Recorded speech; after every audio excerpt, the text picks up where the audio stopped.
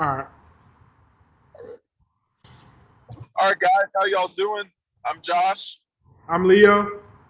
and today we're going to talk about how the Texans surprisingly brought the wood to Jacksonville this weekend.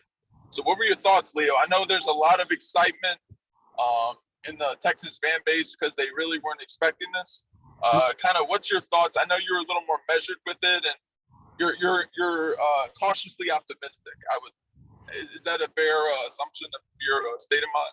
Well, I mean, it's not necessarily. I don't know. I mean, I'm happy. I mean, it's a hell of a thing to say that you're not happy when your team wins, you know. But I mean, so it's not that I'm not happy, but I feel like there's a lot of fans and Texans, I guess Houstonians that are just. I mean, that are just so overjoyed that we beat Jacksonville, who had the first overall pick for a reason. Like I guess like maybe there's so much like the expectations were so low. Like I'm wondering, did people even think that we would win one game this year by how the response is? So personally, like I think that we played well. We played better than uh, we had and recently, um, or we played better than I guess we thought we would play without Deshaun Watson, because that's one of the main things that changes. We don't have Deshaun Watson. Moving on from that, I think the defense played pretty well.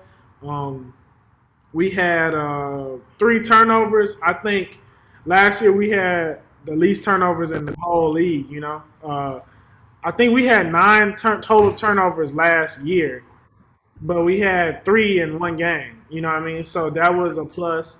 Um, what else happened that I thought was pretty? I mean, Tyrod Taylor played decently well, played good, played a good game. He had about, I think, around 250 yards, two touchdowns. Brandon Cooks played really really good. One thing that I wasn't expecting was Pharaoh Brown. I didn't really know who that was before the game, but man, he made some pretty good great catches. He's built like I guess what you want a tight end to look like. 6'5", like 240, 250, somewhere in there, and he can move.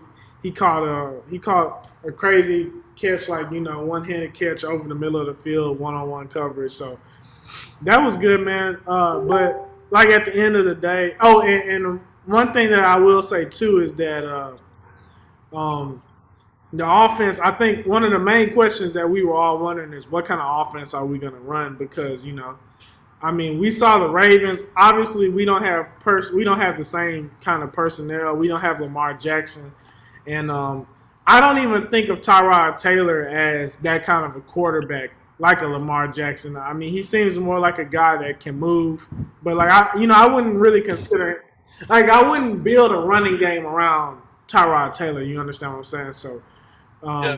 but I thought that it was kind of like a Baltimore style offense in terms of like some of the formations seem kind of similar, um, but you know the quick game, the passing game was definitely seemed different to me. The quick game was pretty good. Tyrod Taylor really, I mean, the timing and stuff looked really good.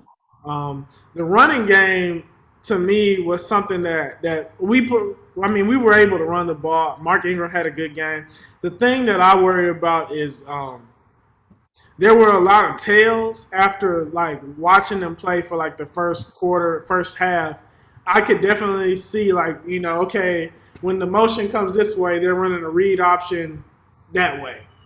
You know what I mean? Or in the goal, like in the red zone, like 5 yards and in, they put a running back in the slot and then ran a jet sweep. They did that twice. I wonder, is that something that they're gonna keep doing, or if that was something that they're gonna build off of? Hopefully, I think it's something that they're gonna build off of. But we'll figure out this week. So yeah, that's pretty Yeah, much so it. a couple. Yeah, that's some really good, interesting points there. One thing to be aware of with how Baltimore ran their offense, and so maybe this will kind of give you a sneak peek of how it'll work. Baltimore does a lot of the same things out of multiple different sets. So they just do a lot of window dressing. So maybe this week they did a lot of running back jet sweeps. Next week it's maybe more receivers. You'll see Amendola running it, for example, or Cooks. So they're just gonna. It's the same thing they did with defense as well. It's what made them famous for their defenses. They would run the same kind of blitzes. It would just be coming from different players. So it would drive quarterbacks crazy.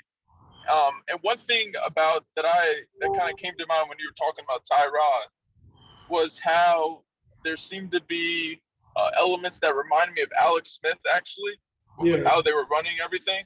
It was very simple. Yeah, so it seemed like a lot of the passing game was similar to that, and the running elements were more Baltimore, which is definitely a successful formula for being competitive this year.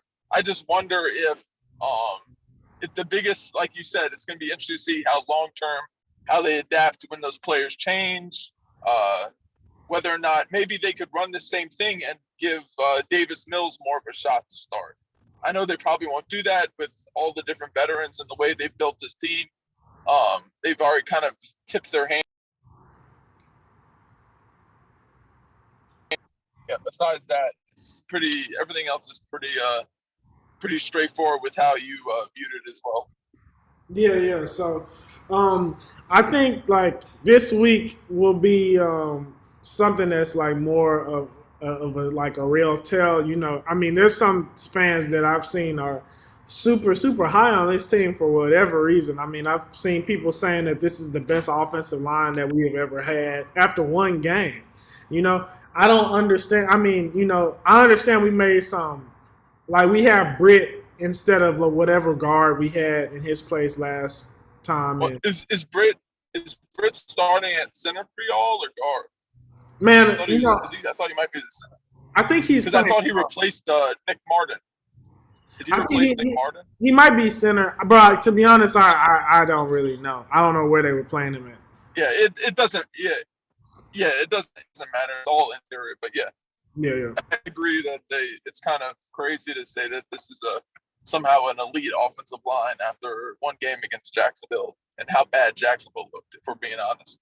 Yeah. And I mean, it's not like Jacksonville has outside of Josh Allen, I mean, nobody has proven to be really, really good on their defensive line, you know. I mean, we know Josh Allen is good, but everybody else has not proven to be good. You know what I mean? So I think that it takes time to say stuff like that. You know what I mean? It shows. But, I mean, you know, it's good to see. One thing about Texans fans is that I guess we're really passionate and we're optimistic about our team, and that's a good thing. But, you know, I also don't, you know, I mean, but moving forward from that shit, I mean, the biggest thing that I'm looking for this season, like I've been saying, is that, you know, looking for stuff to see what to build on and what positions we should be eyeing to upgrade on. And I mean, after this one game, I can't really say anything. I see that we have bright spots. You know, I see that we have possibly a tight end of the future. You know what I mean? If he keeps playing like that. But everything else, man, is pretty up in the air. You know, I guess, you know, we just got to just keep watching, man, and seeing. I mean, we got Cleveland this week, and, you know, all the people that, you know, said that this is the best offensive line that we've ever had, and what else? You know, people that are so high on us to win. I mean, we've seen, like, Cleveland is the perfect team to, like, really expose every weakness we have, you know, offensively and defensively. They run the ball really good. You know, they have good receivers. I don't know if Odell's playing. I mean, this isn't a pregame, preview. But I'm saying that let's see now. Like, if they play like that tomorrow, this weekend, you know, I mean, even still, bro, you know, even still, I mean, that doesn't change shit. But I mean, we have more of a basis to say that, you know, we are, you know, poised to make a run. But up until then, you know, I'm not sold on it. I think that Dave Culley showed that, you know, he did better than I thought he would do. You know what I mean? The team looked like they was ready to play, and I mean, at the end of the day, that's all we could say. But you bring up a good point, right. Davis Mills. You know, we need to get Davis Mills.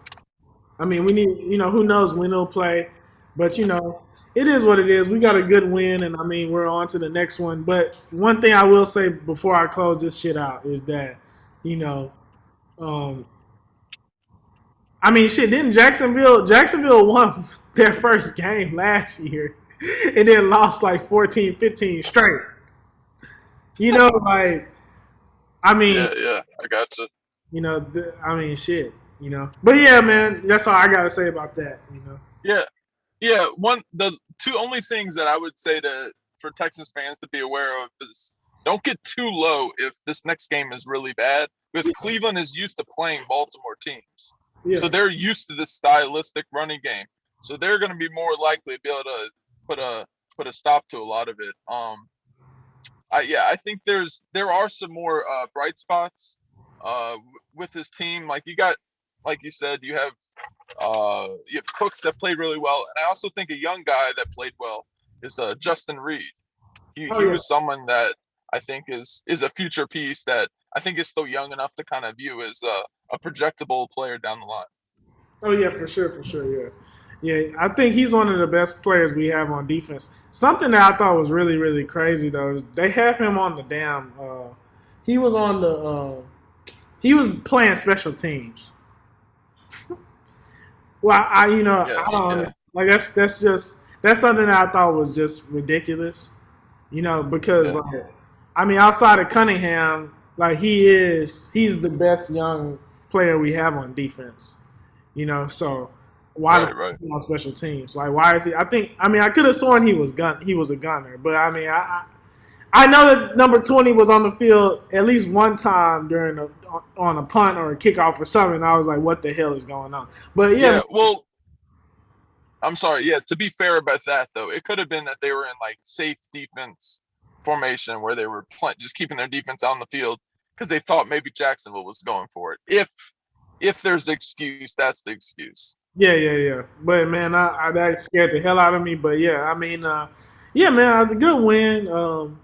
We'll have the previews for y'all later this week when more injury shit comes out. But yeah, man, that's all I gotta say about them this week. It sounds good. It was a pleasure talking to y'all, and hopefully this is some good information for the Texans. All right, y'all. Peace. All right, y'all. Take care.